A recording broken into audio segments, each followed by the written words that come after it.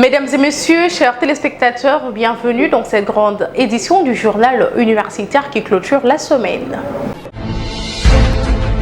Gouvernance sociétale des entreprises et performance sociale en République démocratique du Congo est le sujet de la thèse de doctorat soutenue publiquement par le chef des travaux Elvis Mbungani de la faculté des sciences économiques et de gestion de l'Université pédagogique nationale le mercredi dernier. Christian Chipomba pour plus de détails.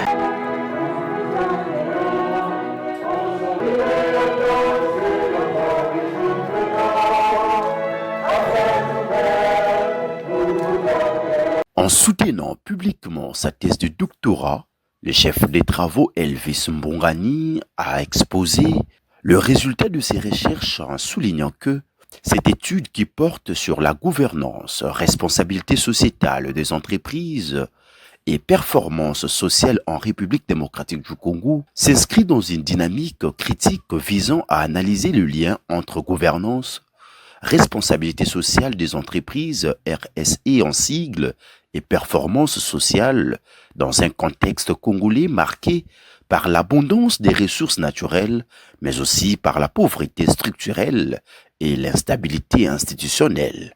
Il ressort de l'étude que la gouvernance d'entreprise en RDC demeure caractérisée par un déficit de transparence, de redevabilité et de participation de parties prenantes, limitant l'appropriation effective du principe de la RSE, notamment dans les entreprises publiques. S'appuyant sur la théorie des parties prenantes, la thèse démontre que les entreprises intégrant les attentes des salariés, des communautés locales, de l'État et des autres acteurs obtiennent une meilleure performance sociale perçue. Les analyses empiriques basées sur le modèle d'équation structurelle confirme une influence positive de l'engagement social sur la performance, particulièrement dans les entreprises privées mieux structurées, a enrichi les candidats Elvis Mbungani. En outre, la recherche met également en évidence le caractère souvent symbolique de pratiques de RSE expliquées par la théorie institutionnelle et renforcées par les conflits d'intérêts internes soulignés par la théorie de l'agence. Pour y remédier, l'auteur propose des réformes institutionnelles et stratégiques adaptées aux réalités socio-économiques congolaises. À l'issue de son évaluation et la délibération du jury à huis clos, l'impétrant a reçu avec mention la plus grande distinction. À cette occasion, la toge, l'insigne de l'UPN et les diplômes lui ont été conférés par la rectrice de cet établissement, professeur ordinaire Yvonne Bébéké. Heureux du résultat, le lauréat du jour est revenu sur la contribution de son travail. Grâce à l'effet médiateur de la RSE, via l'application des indicateurs de l'indice de la gouvernance, il peut y avoir performance sociale. Et si les entreprises ont l'occasion de lire cette thèse, ils vont voir que si ils prennent en compte les aspects de la gouvernance, en intégrant la RSE, mais aussi en prenant en compte les principes ISO de la RSE, notamment ISO 26000, etc., l'entreprise sera plus performante parce qu'ici, la théorie majeure, il y avait plusieurs théories de l'agence, la théorie institutionnelle, mais la théorie majeure, c'est la théorie des parties prenantes.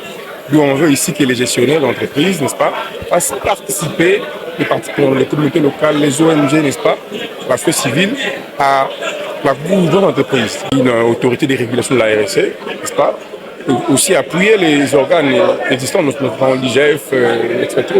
Si l'État, n'est-ce pas, et les autres entreprises lisent nos recommandations, je pense que les entreprises auront une meilleure gestion, mais aussi une meilleure performance sociale en vue du développement de la RDC. L'ambiance était au rendez-vous.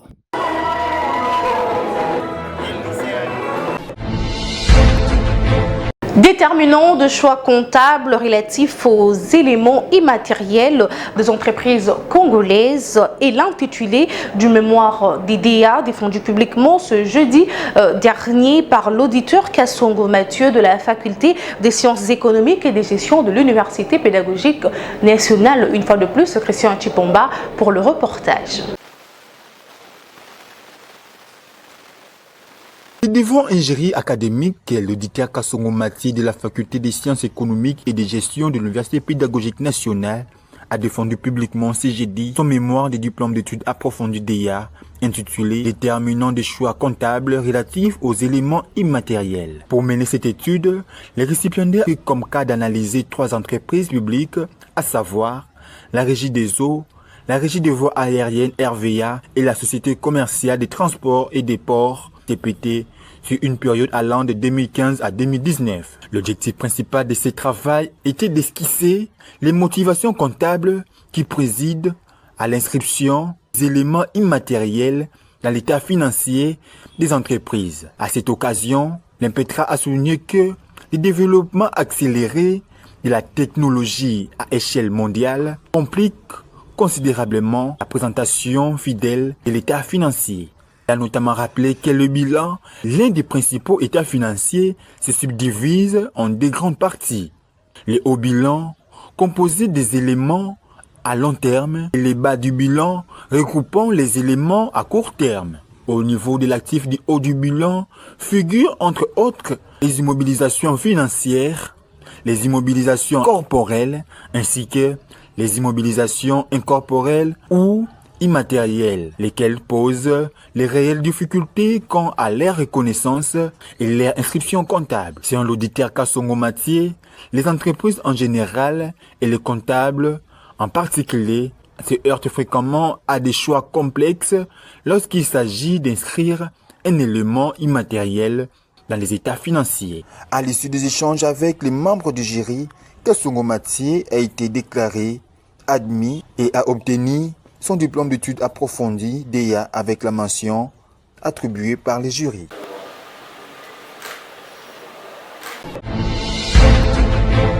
De l'autre côté, un atelier de travail sur l'enseignement de l'éducation civique, morale et de la citoyenneté s'est tenu à Kinshasa à l'initiative de l'Institut panafricain Cardinal Martino. C'était dans la grande salle de l'IPSM à l'Université catholique du Congo, campus de Mongafula. Martin Tissombo et Jres Lando pour des amples détails.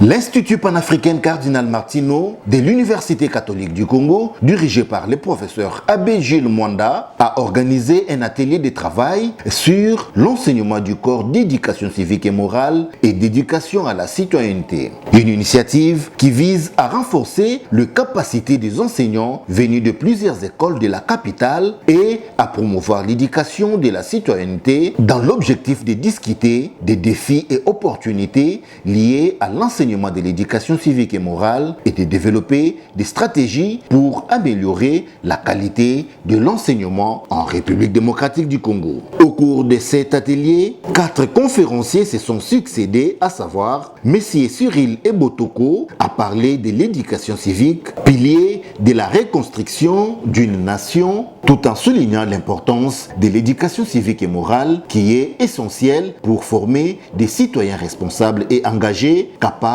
de contribuer au développement du pays. Le révérend Abbé Emmanuel Bachiki s'est appesanti sur l'éducation de la jeunesse dans la vision de l'Église, défis et enjeux aujourd'hui. Le professeur Bavouidissi a abordé les sous-thèmes l'importance de la formation des enseignants des cours d'éducation à la citoyenneté pour nos écoles. Pour les conférenciers, ces formations visent à développer les compétences des enseignants pour qu'ils puissent éduquer les élèves à la citoyenneté et à la démocratie. Au terme de cet atelier, le professeur Abbé Gilles Mwanda, directeur général de l'UPMC, est revenu sur les objectifs de cette messe scientifique. L'objectif de cet atelier était celui de sensibiliser nos chefs d'établissement, les chefs d'établissement de nos écoles, ainsi que les enseignants sur la nécessité d'une préparation pédagogique, scientifique pour les cours d'éducation civique et d'éducation à la citoyenneté. Parce que bien souvent, ces cours sont négligés, ils sont parfois dispensés par ceux qui n'ont pas assez de volume horaire, donc on les distribue au moins à ceux qu'on croit moins compétents. Et pourtant, c'est des cours d'extrême importance pour l'éducation de nos enfants. nous convenons que notre pays a un déficit d'éducation civique. Nous payons les frais de l'incivisme dans la rue et partout, dans notre milieu, dans nos milieux, dans notre société. Alors ce cours a voulu justement de nouveau mettre en évidence l'importance de ce cours et puis proposer des voies pour renforcer les capacités des enseignants de ce cours d'éducation à la citoyenneté. Un nouveau-né dans la bibliothèque congolaise, il s'agit du livre intitulé « Politique monétaire et budgétaire, analyse interactionnelle et leur impact sur la croissance économique en République démocratique du Congo ». Ouvrage écrit par le professeur Joseph Moto Kasarade. Le vernissage du livre a eu lieu le mercredi dernier à la salle de conférence de Silikine Village. Martin Tissambou et Hop Kiakou étaient présents pour le compte du journal universitaire.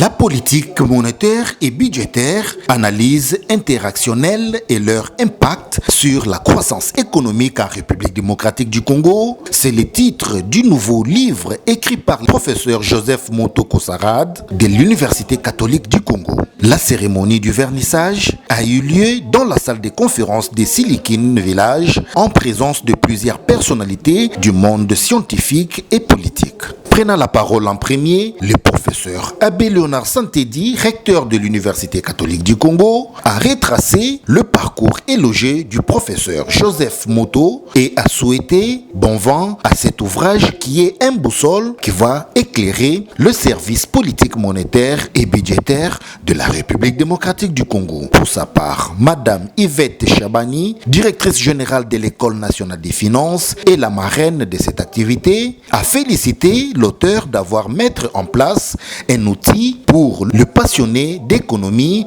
et qui va développer les analyses approfondies des politiques monétaires en République démocratique du Congo. Juste après toutes ces allocutions, le professeur Claude Soumata a parlé du contexte macroéconomique de la République démocratique du Congo. De 1960 à 2025, le professeur Soumata a fait une analyse de la situation macroéconomique tout en proposant une théorisation basée sur une croissance économique moderne. Le professeur François Kabouya Kalala a expliqué les enjeux des politiques monétaires et budgétaires en République démocratique du Congo. Dans son mot, le professeur Joseph Moto Kasarade, auteur de l'ouvrage, a montré que ce livre explore les interactions des politiques monétaires tout en montrant la particularité qui est dans cet ouvrage. Comme l'a souligné Adam Smith dans son ouvrage sur la richesse des nations, que la science économique consiste moins à enrichir l'individu qu'à améliorer la société dans son ensemble. L'originalité de cet ouvrage réside dans la combinaison articulée de plusieurs outils économétriques avancés, les tests de stationnarité et co-intégration des JONS, les causalités à connaissance grangère et la modélisation SVAR. Les recours au modèle VAR structurel constituent un apport majeur permettant d'identifier économiquement les chocs budgétaires, monétaires et d'échanges et de produire des réponses impulsionnelles interprétables économiquement. À d'autres termes, cet ouvrage ne se contente pas de compter les chiffres, mais il interprète la réalité économique et éclaire les choix des politiques publiques comme l'affirmait Kant. Après la présentation de cet ouvrage par le professeur Grégoire Bakandéja Wampungu, l'heure était à l'acte symbolique du vernissage officiel de l'ouvrage par le professeur François Kabouya Kalala, suivi de la vente spéciale et la séance de dédicaces. Il s'y est dénoté que c'est la professeure Sœur Claudine Ndumbi, doyenne de la faculté d'économie et développement de l'Université catholique du Congo, qui a clôturé cette messe scientifique. Le L'honorable André Mouchongo Machara, le numéro 1 du journal universitaire, a effectué mardi dernier une visite de courtoisie au directeur général de l'Institut supérieur des techniques appliquées ISTA, le professeur ingénieur Mbouyamba Élysée, en vue de renforcer la promotion et la couverture médiatique des activités académiques de cette institution. Suivez. Venu féliciter le nouveau comité de gestion de l'Institut supérieur des techniques appliquées de Kinshasa, récemment installé par la ministre de l'Enseignement supérieur et universitaire, Recherche scientifique et innovation, l'honorable professeur André Mouchongo Machara, député national et professeur des universités, a eu des échanges cordiaux avec le directeur général de cette institution, le professeur docteur ingénieur Élysée Ilunga Mbouyamba. La sécurisation du site, la formation des étudiants selon le système LMD, le respect des textes régissant le surris, ainsi que la consolidation de la paix au sein de l'établissement ont été au centre d'échange. L'honorable professeur André Mouchongo Machara a rassuré le comité de gestion de son soutien tout en l'invitant à travailler avec rigueur afin de mériter davantage la confiance de la ministre de l'ESU. Il a également réaffirmé son engagement à accompagner dans le cadre de ses prérogatives parlementaires la vision du chef de l'État, Félix Antoine Tshisekedi Tshilombo. L'élu de la ville de Tikapa a terminé par demander aux membres du comité de gestion, à travers son directeur général, de travailler en unité et collaboration. Le journal universitaire s'engage de son côté à accompagner l'ISTA dans la couverture et la diffusion de ses activités. Je suis venu d'abord féliciter le nouveau comité de gestion de l'ISTA Kinshasa. Comme vous le savez très bien, je suis d'abord professeur des universités et je suis responsable en même temps de la presse universitaire dans le journal universitaire. À ce titre, en tant que rapporteur adjoint de la commission socio-culturelle à l'Assemblée nationale, donc nous avons des échanges entre ma personne de député et le chef d'établissement et certains collègues, comme vous le savez, tous les DG recteurs sont des collègues professeurs. Nous avons des échanges que nous pouvons parler d'une part en tant que professeur, mais d'autre part en tant que député national. À ce titre-là, pour échanger avec le comité de gestion, notamment le DG de l'ISTA, parce qu'il y a eu des petits soulèvements, imprégner la situation pour qu'en tant que député, je fasse mon travail. Mais en même temps, nous avons le devoir d'accompagner le chef d'établissement pour que la paix continue à régner. Nous avons parlé en même temps sur la qualité de la formation. Ce qui m'a fait plus plaisir, c'est lorsque le directeur général me dit qu'à ce jour, l'ISTA Kinshasa n'a plus le problème d'auditoire. Et donc les étudiants sont chacun dans la salle de cours et que le comité est en train de fournir beaucoup d'efforts pour que la paix, la sécurité, la bonne formation, mais aussi la qualité du produit qui sort de l'ISTA. C'est ça la mission et je les ai encouragés qu'ils auront mon soutien, mon accompagnement en tant que député national. Rappelons que cette visite s'est inscrite dans une dynamique de gouvernance responsable et de rayonnement académique au service de l'excellence universitaire.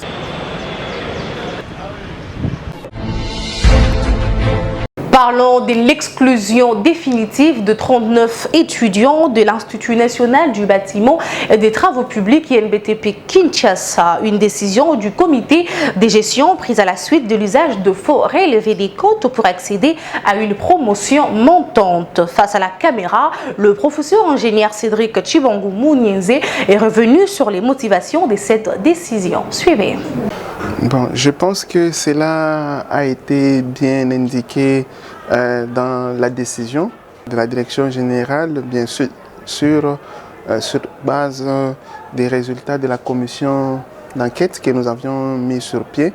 En soi, comme vous le savez, à partir de la première année, ici chez nous, quand l'étudiant n'a pas fait la préparatoire à l'INBTP, il vient solliciter une inscription spéciale.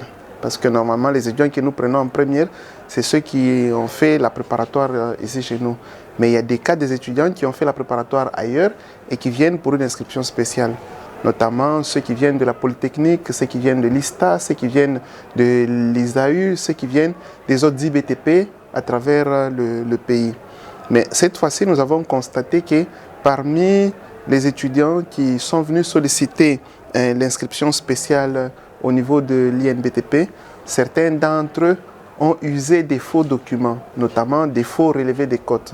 Donc, depuis un certain temps, on a constaté que les fausseurs dans le secteur de l'ESU ne font qu'augmenter et c'est une question très préoccupante parce que Son Excellence Madame la Ministre ne cesse de rappeler là-dessus, à la fois au niveau des enseignants qui sont parfois fausseurs dans les documents qu'ils présentent, mais il y a aussi des étudiants qui sont fausseurs dans les documents qu'ils présentent pour obtenir leurs inscriptions. Donc, après avoir mis sur pied une commission qui a non seulement demandé les documents des universités d'origine, mais qui a aussi entendu les étudiants. Certains ont eu même à avouer qu'ils ont eu à faire des documents à gauche, à droite, et ayant à notre possession tous ces documents, nous ne pouvions que exclure définitivement ces étudiants de l'INBTP et je pense que nous ne nous réservons pas ce droit est réservé à la tutelle de pouvoir exclure ce genre d'étudiants de l'enseignement supérieur et universitaire parce que ce qu'ils ont tenté de faire ici à l'INBTP, ils pourront le refaire ailleurs. Je peux vous signifier, ça peut vous étonner, depuis que je suis assistant ici, j'ai eu à travailler comme secrétaire facultaire. J'ai connu des cas pareils, des cas d'inscription spéciale. Et à l'époque, moi-même, j'ai parté dans certaines universités, notamment en Polytechnique ici, à l'ISTA, à l'ISPT, à l'ISAU. Je suis parti dans ces établissements pour aller vérifier l'authenticité des relevés des codes que les étudiants nous ont donnés ici à l'INBTP. Et à ce moment-là, j'attrapais déjà des fausseurs. Et du moment où je suis devenu directeur général, certes, il y avait des préoccupations urgentes. Aujourd'hui, nous sommes en train de nous concentrer sur la redynamisation de l'école. Essayer vraiment de voir comment améliorer à la fois la qualité éthique et la qualité pédagogique de l'université. C'est comme ça que nous avons instauré en place un système de détection de tous les faux documents. Il commence par un travail humain, ça signifie les services académiques en partenariat avec les facultés, ils reçoivent les documents des étudiants et nous créons des sous-commissions. Ces sous-commissions sont chargées d'aller même aux universités où les étudiants ont eu à étudier avant de venir ici chez nous, pas plus tard qu'il y a quelques jours. Si je peux me permettre de m'appuyer sur lui, j'ai personnellement envoyé des documents chez le professeur Béa, qui est doyen de la faculté polytechnique, pour qu'il puisse m'aider à authentifier certains documents qui sont venus de la polytechnique. Et là, il m'a aidé effectivement à authentifier ces documents, qu'il s'agissait de vrais documents. Et par la même occasion, par le même moyen, nous sommes allés aussi à l'ISTA pour vérifier certains documents, que l'ISTA a authentifié certains documents et certains documents ont été déclarés faux et nous ne pouvions que prendre la décision d'exclure les étudiants là définitivement. D'ailleurs, je les appelle étudiants, ils ne le sont pas. D'exclure définitivement ces fausseurs.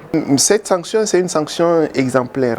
Parfois, il y a des sanctions qu'il faut prendre pour aider la nation. Je pense qu'aujourd'hui, si nous sommes arrivés à certaines situations, parce qu'il y a beaucoup de laxisme, il y a beaucoup d'hésitation dans la sanction. Aujourd'hui, c'est comme ça qu'on voit des gens blesser d'autres personnes sur la route. On les appelle Kuluna. On les a même trouvé un nom qu'ils s'appelaient Kuluna. Et pourtant, ce sont des gens qui ont commencé ces actes de barbarie, peut-être à la maison, peut-être dans le quartier. Et puis après, demain, c'est à l'échelle de la nation qu'on a des Kuluna.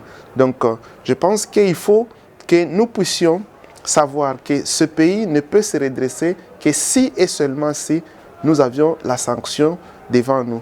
La sanction, elle peut être positive, mais aussi la sanction, elle peut être négative bien sûr, mais aussi il faut parfois sanctionner de manière positive.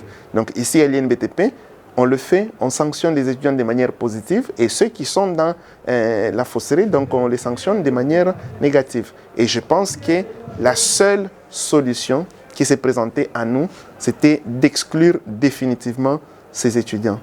parce qu'ils ne sont pas les premiers à le faire. D'après les informations que j'ai, il y en a d'autres, on vous dit qu'il y en a même certains qui ont eu à terminer leurs études, comme ça dans la fausseté. Donc je pense que pour aider l'école et pour aider le pays, il fallait exclure ces étudiants. Ceux qui sont réellement étudiants, ils ne sont pas bêtes. Hein? Ils ne sont pas bêtes. Ils savent ce que le comité de gestion, ce que le personnel de l'INBTP est en train de faire pour cette école. Je le dis chaque jour, cette école restera après moi. Donc, après mon passage à la tête de l'école comme DG, l'école restera. Mais je ne veux pas laisser une école à miettes pour donner du travail à celui qui viendra après moi pour chercher à recoller. Moi, je vous dis, je n'ai pas honte ni peur de le dire, que j'ai eu beaucoup de mal pour arriver à ce que nous vivons aujourd'hui au niveau de l'INBTP. Il fallait travailler à la fois sur les étudiants, sur le personnel et sur nous-mêmes en tant que gestionnaires. Donc il fallait essayer de voir comment discipliner tout le monde. Donc les étudiants, ceux qui sont réellement étudiants, savent que ce que nous sommes en train de faire, c'est pour l'avenir de l'école. Et ils savent que je leur rappelle chaque jour qu'aujourd'hui, on peut se tirailler ici parce qu'ils sont étudiants, mais ils doivent savoir qu'ils sont ici étudiants pour devenir professionnels demain. Et ce que nous posons comme acte aujourd'hui, est-ce qu'il garantit notre vie en tant que professionnels? De la même façon qu'on laisserait quelqu'un venir étudier avec un faux document, c'est de la même façon qu'on devrait laisser quelqu'un exercer une profession sans compétence. Et pourtant, ce sont des choses que nous décrions lorsque nous sommes dans la profession. Donc je pense que les étudiants, ceux qui sont réellement étudiants, doivent comprendre que le titre d'ingénieur BTP, d'ingénieur géomètre topographe, d'ingénieur hydraulicien doit être mérité. Promouvoir la lecture et renforcer le savoir en République démocratique du Congo, c'est l'objectif de la journée porte ouverte de la librairie Pêle-Mêle. La source du savoir placée sous les thèmes les livres et les trésors du savoir. Cette activité a eu lieu dans la commune de Kasavubu. Néné Wambenga signe ce reportage. La librairie Pêle-Mêle, située sur l'avenue Victoire numéro 3 dans la commune de Kasavubu, a organisé 3 journées portes ouvertes consacrées aux livres sous les thèmes le livre et le trésor du savoir. Cette initiative culturelle et intellectuelle a enregistré une forte affluence du public. Étudiants, élèves, enseignants, députés, ainsi que plusieurs acteurs du monde scientifique et intellectuel ont répondu massivement à l'appel témoignant de l'intérêt croissant pour la promotion de la lecture en République démocratique du Congo. À travers ces journées portes ouvertes, la librairie Pêle-Mêle, surnommée la source du savoir, a mis à la disposition de la population congolaise une large gamme d'ouvrages couvrant divers domaines du savoir. Les visiteurs ont ainsi découvert des livres relatifs à la médecine, à l'économie, au marketing, au développement personnel, à la psychologie, à l'éducation, ainsi qu'à d'autres disciplines scientifiques et académiques. L'événement a également attiré de nombreux passionnés du livre et professionnels du savoir, saluant une initiative qui joue essentielle pour l'élévation intellectuelle et culturelle de la société congolaise. Selon les responsables de la librairie, Pêle-Mêle s'est assigné pour mission de contribuer à l'enrichissement des connaissances de la population tout en encourageant la créativité, l'esprit de découverte et l'ouverture sur le monde, une vision qui s'inscrit dans la lutte contre l'ignorance et la promotion de l'excellence intellectuelle. Il convient de signaler que ces journées portes ouvertes se sont déroulées dans une atmosphère conviviale marquée par le partage et l'éveil intellectuel. Ouverte 24 heures sur 24, la librairie Pêle-Mêle demeure au service de la population congolaise et internationale pour tous qui aspirent à développer la culture de la lecture et l'amour du livre. Mesdames et messieurs, chers téléspectateurs, nous sommes arrivés à la fin de cette grande édition du journal universitaire. Si vous l'aviez aimé, dites merci à Jérès Landou qui était derrière la caméra. Une réalisation du docteur Emmanuel Lema, toujours sous la coordination de l'honorable André Mouchongo Machara. Quant à moi, je vous dis au revoir et bon week-end chez vous.